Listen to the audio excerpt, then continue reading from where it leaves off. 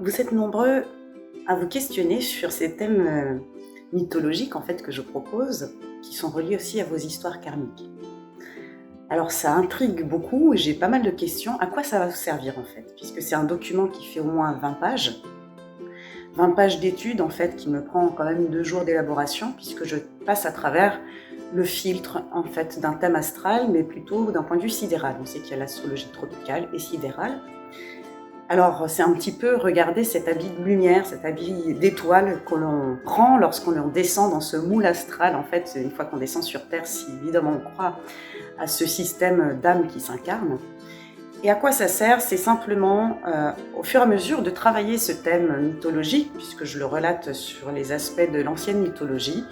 Je regarde et j'observe énormément la science astrologique et astronomique des anciens babyloniens, de l'astrologie hindoue-védique, de l'astrologie sumérienne également, puisque je remonte toujours à l'origine des concepts en fait, pour comprendre comment tout ça s'articule, et je fais les liens évidemment avec les légendes et la mythologie, ça me paraît très intéressant. Je relate d'ailleurs le thème avec des petites phrases qui sont autour de la mythologie de l'être, notre propre légende. Alors ces études, elles servent simplement à donner des informations avec des aptitudes peut-être que l'on n'a pas identifiées.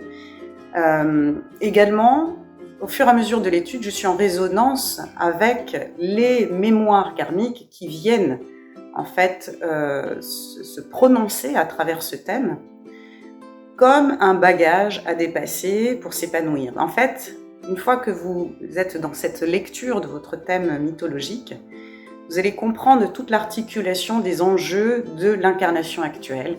Et à travers ça, on peut se libérer. Une fois que les informations sont identifiées, matérialisées sous forme d'un petit livret ou même d'une vidéo, ça permet de dégager le système, tout simplement, pour s'énergiser. On retrouve de l'énergie dans le présent, on retrouve de l'énergie dans le futur. Et j'indique bien évidemment les axes qui permettent cette énergisation de l'être, les terrains de jeu dans lesquels on va être plus favorisé, avoir des bénéfices, des dons mythiques comme je les appelle, et on se retrouve en fait dans des énergies qui sont plus justes, on n'est plus éparpillé ou girouette à savoir ce que je dois faire, où est-ce que je dois aller, qu'est-ce que je dois étudier, quelle est ma profession, pourquoi pas, ou quelle est tout simplement la vocation que j'ai à œuvrer dans le collectif aujourd'hui. Eh bien ça ouvre des perspectives qu'on n'avait peut-être pas soupçonnées et qui tout d'un coup facilitent la vie parce qu'on se retrouve dans des systèmes et dans des énergies qui vont énergiser complètement notre mécanisme, en fait, notre fonctionnement. Je liste en tout cas au moins 7 à 8 à 9, parfois mémoires karmiques qui résonnent à travers ce thème, simplement en résonance avec l'essence profonde de l'être. Et ça me permet de développer au moins en 2, 3, 4 pages parfois, une ou deux mémoires qui insistent, qui toquent à la porte pour être libérées. C'est ces fragments émotionnels en fait que l'on a du passé qui viennent aujourd'hui nous confronter à des situations. Et en identifiant ces mémoires-là, ça nous permet en fait de nous dégager de systèmes et de situations répétitives tout simplement. Voire en même temps de libérer les fragments karmiques d'autres âmes impliquées dans ce système et dans cette dette karmique, bien que j'aime pas trop le mot dette à travers ça. Je ne suis pas un astrologue professionnel, je travaille surtout sur l'archéologie quantique et les mémoires karmiques. Donc j'étudie vraiment les aspects majeurs du thème d'un point de vue karmique. Et je ne vais pas aller développer les aspects, les carrés, etc., tout ce qu'un astrologue pourrait développer à travers ça. L'objectif, c'est vraiment d'aller à travers l'histoire de l'être et sa légende, et puis comprendre ce que l'on peut faire au présent pour nous faciliter la vie. Pour ceux qui ont besoin de vaquer à leur occupation ou qui préfèrent écouter ça tranquillement le soir, je peux faire un lien privé vidéo en fait, dans lequel c'est moi qui vais vous raconter toute l'histoire du thème, toutes les articulations, évidemment le récit de vos mémoires karmiques. Donc c'est un lien vidéo que vous pouvez écouter, réécouter. Je mettrai une table des matières évidemment par type de maison, les maisons 1 à 12, que j'appelle des sanctuaires de l'être, et également le récit de vos histoires. Donc ça, ce sera sous un lien privé, en fait, que vous pourrez consulter, reconsulter à l'infini pour intégrer toutes ces informations.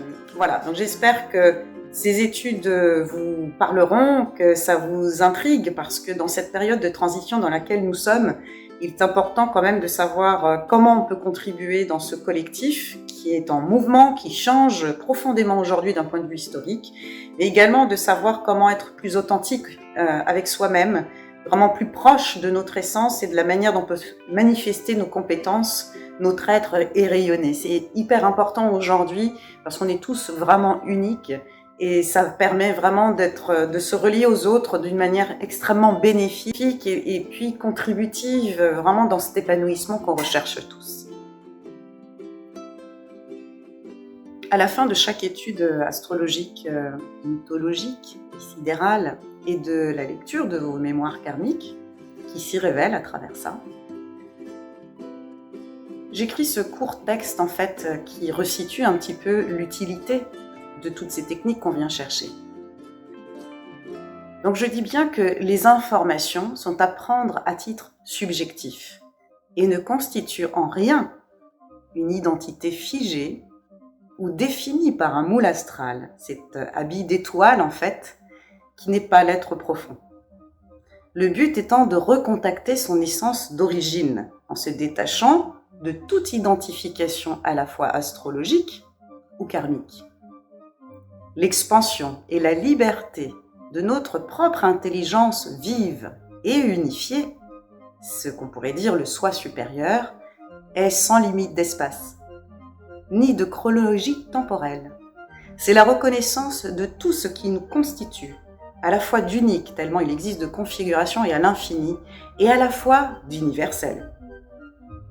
Nous nous reconnaîtrons dans une légende humaine, contée par tant de mythes, qui depuis des temps immémoriaux œuvrent en une destinée collective qui demande des compétences et des profils divers pour coopérer tous ensemble.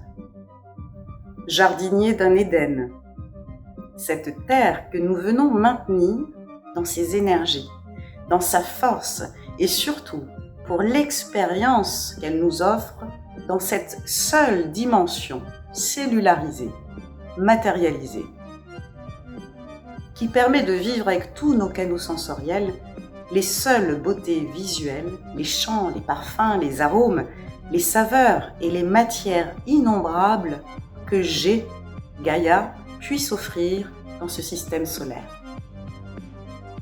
L'âme est marquée par les émotions, les fragments karmiques, comme des souvenirs fabuleux qui nous poussent à revenir sans cesse pour nous retrouver dans l'amour. Cette énergie unique, tactile, vibrante ici-bas, qui nous permet de libérer tous les champs de la Terre tels qu'ils étaient au début de la création. Ces points cosmotelluriques, ces énergies vibrantes, les formes élémentales. Ce sont des passerelles de connexion à l'onde primordiale. Pour nous permettre de comprendre que nous ne pouvons pas nous identifier seulement à cette espèce humaine, mais à toutes nos couleurs cosmiques, comme enfants des étoiles, car nous ne sommes pas cet habit de l'astral, du haut et bas astral, mais bien les constellations elles-mêmes.